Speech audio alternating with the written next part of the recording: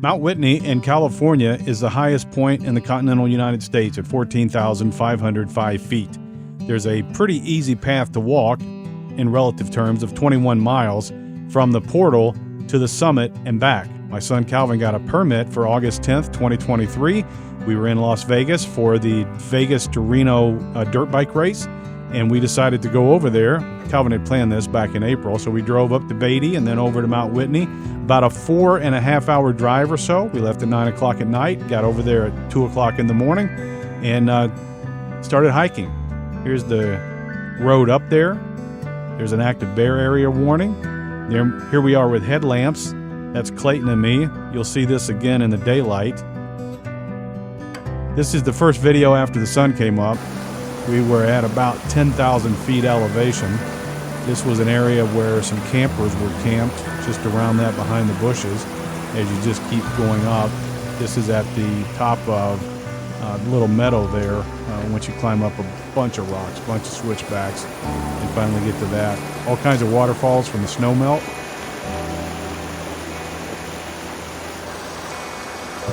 Beautiful scenery. A picture of Clayton off in the distance. Just continue following the trail. There's me cheesing with a video. We came through that meadow. That's where I'd shown the picture of Clayton. There's a waterfall there. You can hear the waterfalls everywhere. It's pretty impressive to hear that in the dark as you're hiking. It's a pretty well-marked trail. Crushed gravel and a lot of traffic on it. More running water. Still snow in the higher elevations. That's actually what actually thwarted our successful summit. 100 elevation in 3 miles. A little bit more than 1,000. This hasn't been 1,000 a mile. I was trying to throw a rock through a hole in the snow cap down there. Here's Clayton walking again. We continue going up.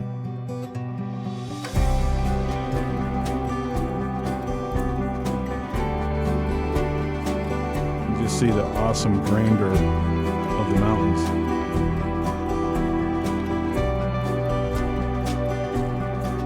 Another view.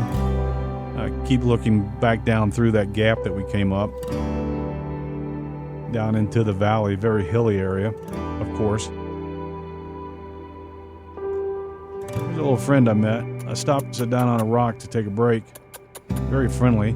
I have a feeling that he's probably been fed by people, even though you shouldn't do that because he certainly shows no fear of humans. He came very close to me and he played a little cat and mouse with me. Came around the rock and was coming from the back. Spent a few minutes there making noises to get him to come to me. That's way up there.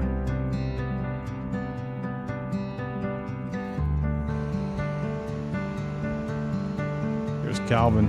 I zoomed in, waiting for me up there. Pretty good hike still. That's Mirror Lake, another little valley. Close-up of Mirror Lake.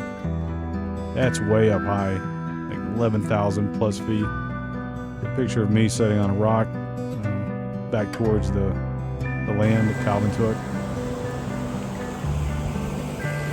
More running water. Beautiful streams, just keep cascading down.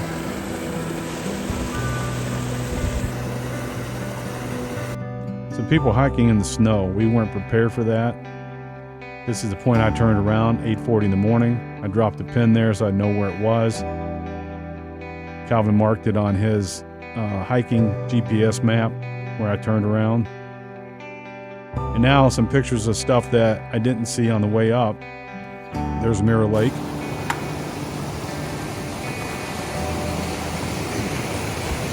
Gotta cross it on the rocks. Putting the phone away. I did make it across without falling in. Another beautiful picture on the way down.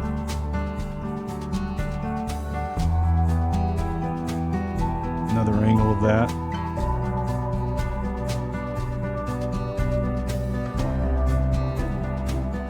a sign I took right next to a melting snow cap. Lincoln Log Crossing. One of those is a lot higher than the other. It's kind of difficult coming in. Let's see if we'll make it. Made it across that bridge too. Another picture on the way down. You can see the road coming into the Whitney portal there in the picture. That's why I took that. I thought this was a mountain lion or something in a tree. It actually was a split tree. I looked at it for a long time before finally figuring that out. The deer are very nice to see in the daylight.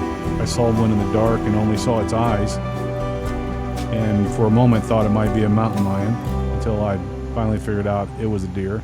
But here in the daylight it's pretty nice. You can see some people coming up around the rock. The deer is not afraid of them at all.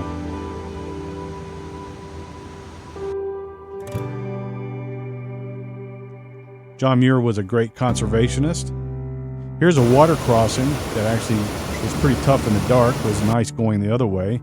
Here's the wag bags. You have to, if you go number 2, you got to put it in that bag and bring it out with you. And I stopped at 1:30. That's when I got back to the van. We had left at 2:20 in the morning. There's where the picture was of us with the headlamps in the very beginning. You get to see in the daylight. I went to the Whitney Portal store in the parking lot and got coffee and a Snickers bar. I was having both altitude sickness and caffeine withdrawals. 16.7 miles on my Apple app. My feet tell it just on the point of blistering. That's my right foot. Then my left foot looked about the same, but really not too bad. Once I got cleaned up, I laid in the back of the van and watched the mountain and waited for them to come off the mountain. Clayton came first, and then here came Calvin a little bit later, and I asked him about getting to the summit. He fills me in. You can see he's only got the one pole. He gave Clayton the other one.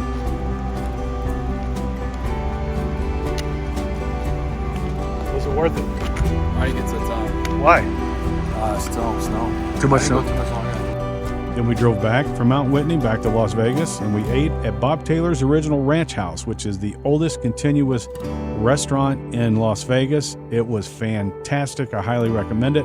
After being up 30 hours and hiking 16 plus miles, I had the best night's sleep I've had since I was an infant. That was my dad and I when I was but a wee lad.